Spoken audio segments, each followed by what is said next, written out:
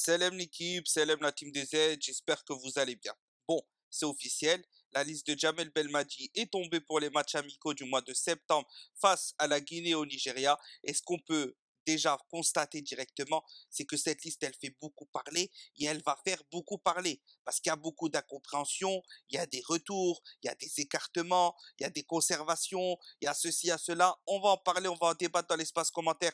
Donc n'hésitez pas à donner votre avis au maximum, d'être direct, d'être franc dans votre avis sur cette liste pour ces matchs amicaux. N'hésitez pas à ouvrir le débat sur certaines absences, sur certaines venues, etc., etc. N'hésitez pas, la famille, à mettre un petit pouce bleu, ça fait extrêmement plaisir pour soutenir la chaîne. Et n'hésitez pas, bien sûr, à partager et vous abonner si ce n'est pas déjà fait. Rentrons dans le vif du sujet. Je vais donner mon avis sur cette liste. On va voir aussi qui est là et j'attends vos retours en commentaire, comme je l'ai dit précédemment. Bon, là, clairement, on va parler du poste de gardien. Écartement de Raïs. Raïs, la légende. Raïs, l'un des meilleurs gardiens, si ce n'est le meilleur, parce que ça se joue entre lui et Serbah concrètement. Il n'y a pas d'autre débat pour le poste de meilleur gardien de l'équipe nationale d'Algérie de tous les temps. Et là, il est écarté. Donc, il est écarté, c'est un match amicaux. Bon, c'est pas vraiment un écartement, etc., mais il n'est pas appelé. Pour moi, c'est illogique. Clairement, je l'ai dit, c'est illogique.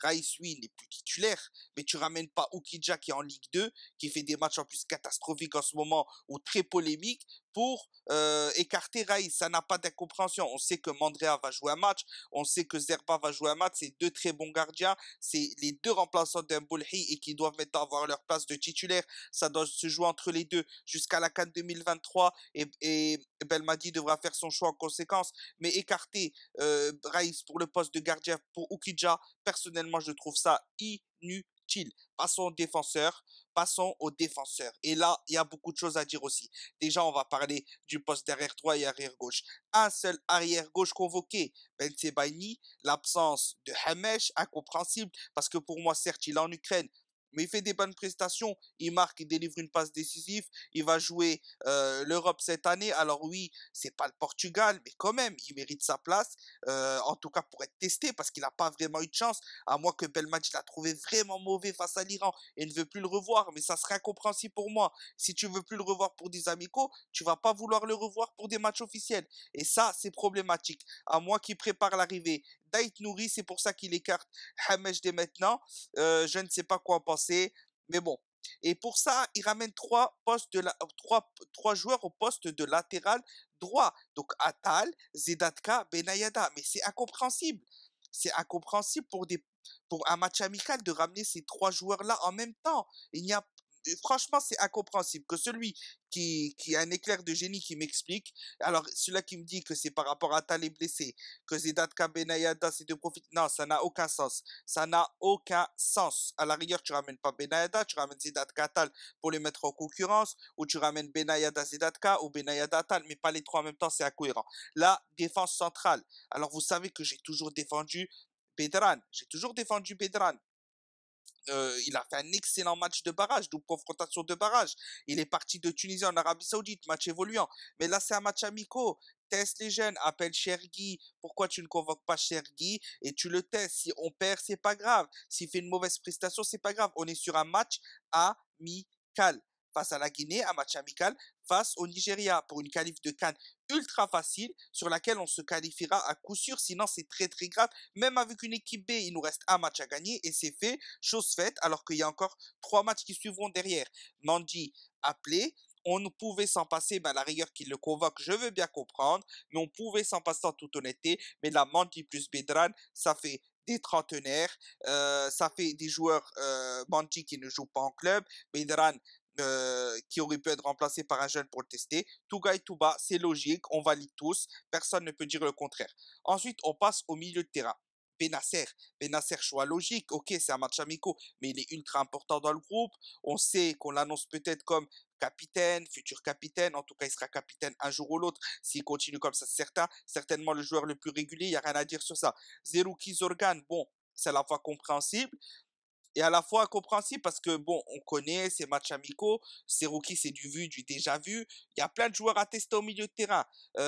Zorgan, il n'est pas au top de sa forme en ce moment avec Charleroi. L'arrivée de Boudaoui qui revient sur blessure, bon, il faut le rappeler parce qu'il faut le tester. Retour de Ben Taleb que je valide à 100%. Très très bien, très content pour Ben Taleb. La venue de Merezig, ben ok, on valide. Il aurait pu ramener Kendoussi, elle aurait pu ramener Draoui, etc. Il a ramené Meretti. Ok, c'est un choix que je valide. Boudaoui, je valide. Maintenant, personnellement, j'aurais préféré voir. Et pourtant, vous savez que j'ai toujours défendu Zorgan, etc. Que moi, je l'ai trouvé plutôt bon la première mi-temps face à l'Iran, pas au top du top, mais il a créé de très bonnes choses. C'est un milieu qui a été cohérent avec Benasser et Kadri, un vrai milieu de ballon. Et j'aurais préféré voir un Boudjema qu'un Zorgan parce qu'il faut tester. On est sur des amicaux. Maintenant, on passe à l'attaque. Retour déjà de Delors. Bon, ça c'est polémique, c'est polémique, c'est polémique. Beaucoup de gens ont retourné leur veste parce que tu faisais des sondages avant. Tout le monde était contre Delors. Maintenant Belmadi a parlé. Tout le monde est pour Delors. Donc bon, bon, les frères, il faut avoir un peu aussi des avis tranchants, des principes. Faut pas changer d'avis, de retourner sa veste à tout va pour tout et n'importe quoi. Essayer un peu d'avoir des vraies positions dans la vie. Ça sera déjà bien pour commencer. Mais bon, après ça, c'est un autre cas, c'est pas grave. Vous êtes pour, ok. Vous êtes contre, ok. Moi, je suis contre à 100%, je l'ai déjà dit. Maintenant, Slimani, bah ok, Slimani vient. Amoura, ok, Amoura jeune. Bilal Brahimi, Belaïli, Ounas, Marez, ok. Bon, quand je vois cette liste, je me dis que il y a beaucoup de trentenaires, 80%, 70% sont des trentenaires. Marez, Belaïli, Delors, Slimani. Bon, ça fait vieux, ça fait vieux, ça fait vieux. Ok, on va garder ça jusqu'à la CAN 2023. Je peux comprendre Ben Mati sur cet aspect-là, mais quand même, au bout d'un moment, je pense il faut, comment dire, il faut apporter un peu de test. On est sur des amicaux. Ça m'aurait pas dérangé de ne pas voir Slimani sur un amical et de ramener, par exemple, je sais pas, un autre joueur. Et la grosse absence, c'est Benayad. Benayad, meilleur buteur en activité de la sélection algérienne, est absent, c'est incompréhensible, sachant que la liste aurait pu être plus large. Tu peux ramener jusqu'à 30 joueurs sur cette liste, il me semble. Donc je ne comprends pas l'intérêt d'écarter Benayad qui est en train de monter en puissance en Tunisie, qui est là dans l'un des meilleurs clubs d'Afrique, etc. Et qui, justement, en le faisant progresser, tu l'aides à partir en Europe. C'est incompréhensible, hein, il n'y a pas d'autre débat. Donc voilà, on sait que maintenant Bilal Brahimi, il a doublure de Belaïli, à la place de Ben Rahma, à la place des autres, etc. On sait qu'Ouna, c'est la doublure de Marez, ok. Ils sont là, je peux comprendre qu'ils sont là, mais il y avait d'autres choses à faire, d'autres choses à tester. Bref, c'est une liste qui est à la fois pleine d'incompréhension. Je ne sais pas ce que vous en pensez.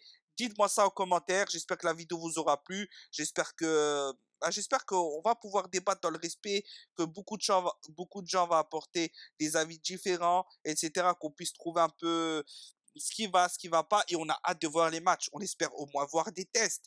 On espère voir des tests. On espère pas voir toujours la même chose. Mahrez titulaire, Belaïli titulaire. Non, non, non. Et même quand ils rentrent, il faut les faire sortir en cours de jeu pour laisser la place aux jeunes et les tester. C'était tout pour cette vidéo. J'espère qu'elle vous aura plu. N'hésitez pas à partager, liker, vous abonner si ce n'est pas déjà fait. Salam l'équipe et n'oubliez pas, Tahia l'Algérie.